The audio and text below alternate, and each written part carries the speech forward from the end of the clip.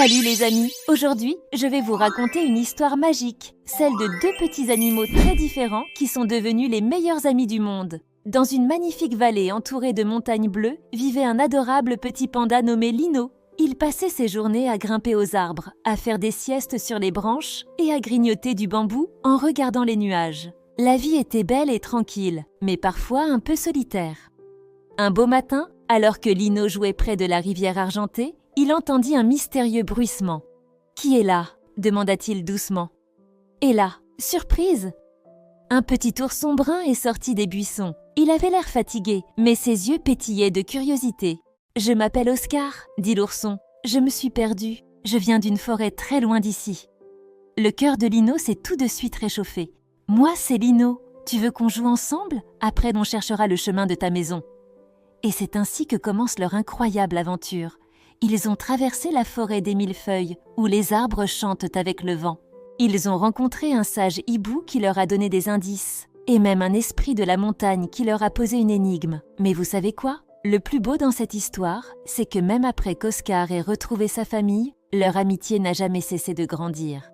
Ils se rendent visite à chaque saison, partageant de nouvelles aventures. Cette histoire nous montre que l'amitié ne connaît pas de frontières. Peu importe d'où l'on vient, le cœur d'un ami est toujours un endroit où l'on se sent chez soi. Si vous avez aimé cette belle histoire d'amitié, n'oubliez pas de liker la vidéo et de vous abonner à la chaîne pour d'autres contes magiques. Laissez-moi un commentaire pour me dire quel a été votre moment préféré. À très bientôt pour de nouvelles aventures.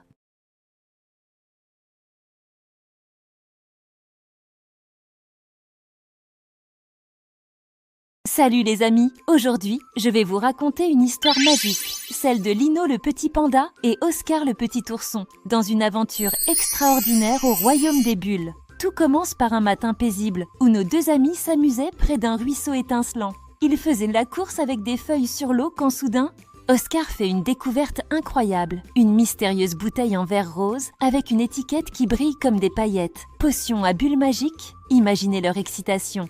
Sans hésiter, Lino souffle doucement dans la bouteille. Et là, quelque chose d'incroyable se produit. Une bulle géante les enveloppe et les voilà qui s'envolent dans le ciel. Ils traversent des nuages aussi doux que de la barbe à papa, flottant toujours plus haut.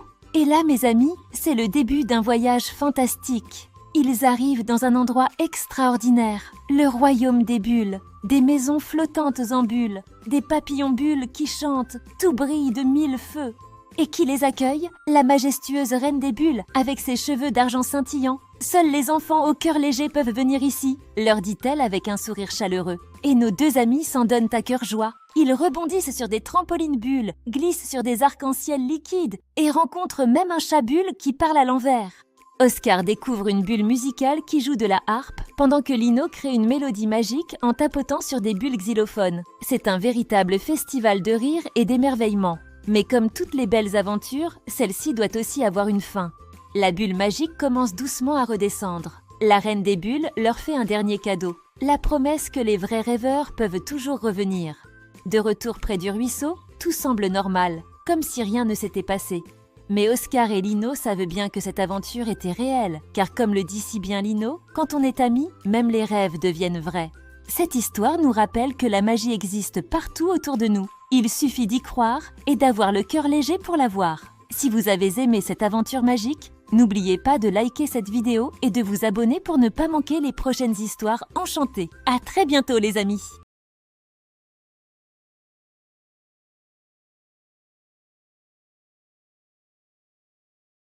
Salut les amis! Aujourd'hui, je vais vous raconter une histoire magique, celle de Lino le panda et Oscar l'ourson, qui ont fait une rencontre extraordinaire près d'une petite mare. Imaginez la scène. Nos deux amis s'amusaient tranquillement avec des seaux d'eau quand soudain, une toute petite voix s'est fait entendre. « Aïe! Attention !»